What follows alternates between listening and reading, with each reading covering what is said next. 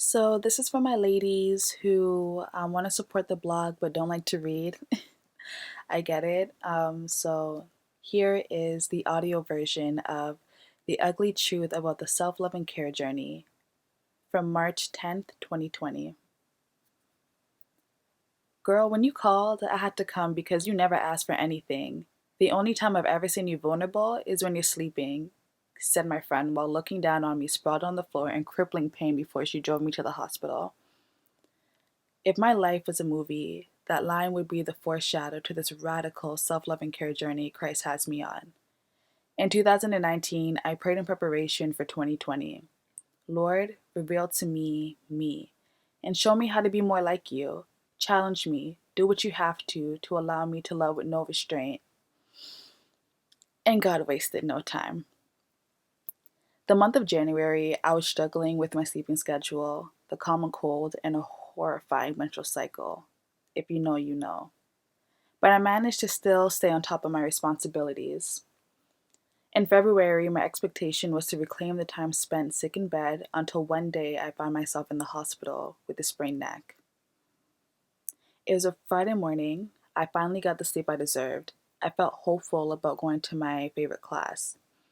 As I lifted up my head to let Google Home know I'm wide awake, I felt this excruciating pain in my neck that shot danger signals to the nerves in my head, and I collapsed back into my pillow. I tried to move again, but couldn't. I tried getting out of bed to put some numbing cream on, but my neck was so stiff I wasn't able to stand up, never mind walk.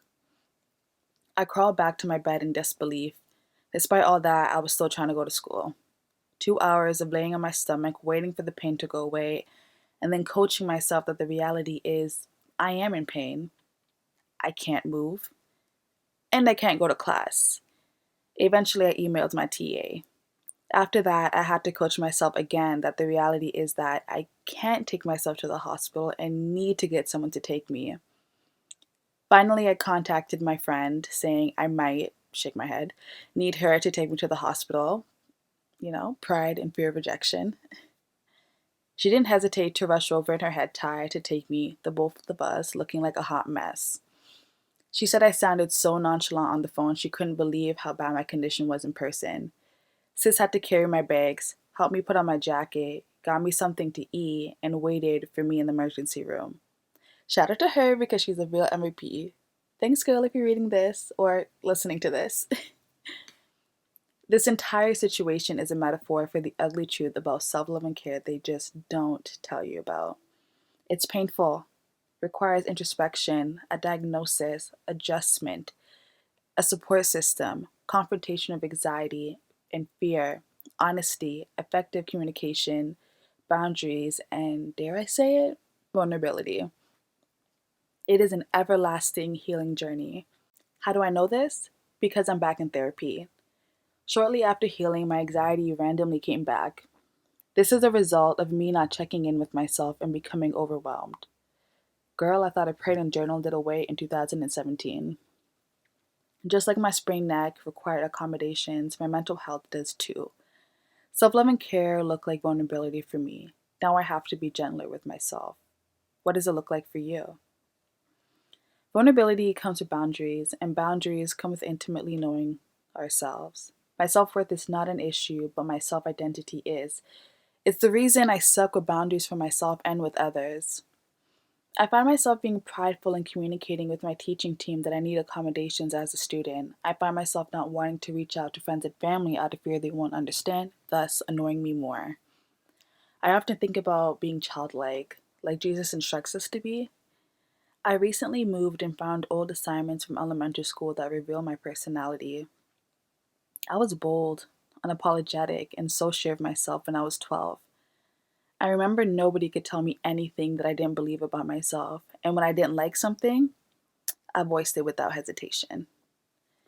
As an adult, oh my gosh, I'm an adult. I need that security and confidence in Christ. I need that freedom to be myself and not be sorry about it. And not in a permission to be toxic and guarded kind of way, but freedom in the whatever is not like you, Lord. I know you're working on me. All of these desires are great and right on track, but can't begin without identifying, well, my identity. God is even in the little details, and when He is the standard, we need to work through the reasons why we're guarded, why we care more about what people think versus what God thinks, why we don't understand our feelings, and the list goes on. You know your journey, you know your barrier, you'll understand your story. So let's get into the first step of self-love and care, identifying who you are. If you're on this journey too, I want us to adjust our expectations that this is a self-centered and/or a pretty journey.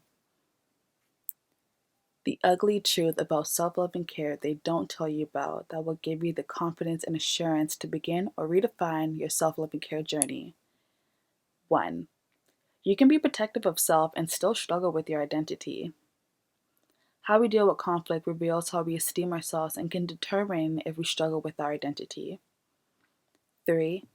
You're not doing the healing process right if it doesn't motivate you to be a better lover in all your relationships, not just romantic. 4. It requires you to be self-aware so you can be considerate and be intuitive of another person's journey. 5. It confronts the agonizing game of comparison. 6. Life is hard. You can't possibly be happy all the time. That's insanity. 7. This freedom of being childlike, it doesn't make you simple-minded. 8. It will free you from the perception of others. 9. You'll realize being nice doesn't equate with being easy. Being kind means communicating your boundaries. 10. Requires reconciliation and/or forgiveness. 11. Understanding your purpose through God's plan for your life. 12. You might punish yourself for making poor choices, but don't. 13. You might find out you don't trust yourself, but that's okay. You will. 14. You will become vulnerable, but oddly enough, it makes you powerful. 15. You will have to reevaluate your relationships. Not cut off people unless it makes sense to, but adjust your relationships. 16. You'll probably feel lonely. 17. You'll probably cry a lot. 18. You'll learn you don't communicate well. Yikes. We all have room for improvement in that department. 19. You'll have to admit people are not mind readers and you might be a pushover / people pleaser. 20. You may not know yourself as much as you think you do. 21. God will put you in a secret hiding place. 22. You might realize you haven't been taking care of yourself the way you should, but that's also okay. You're learning. 23. It has everything to do with your body and soul and mind, and less to do with how pretty you look. 24. God will break you down to build you up again. 25. You'll understand putting yourself first doesn't make you a bad person, and anyone who challenges that is not a part of your support system. 26. I know you're busy, bee. We all want to secure that bag, but you need to schedule in rest time. 27. You're going to learn how to be apologetic. 28. You will offend people, but that's their problem, and you'll learn to be okay with that. 29. You'll become a better listener. 30. It feels like death because the old you is dying for the best version of yourself to get its rightful place. 31. You will get closer with God. Moral of the story? You'll learn the ugly truths about yourself that will make you beautiful, and then learn how to be gentler to yourself so you can be gentler with others.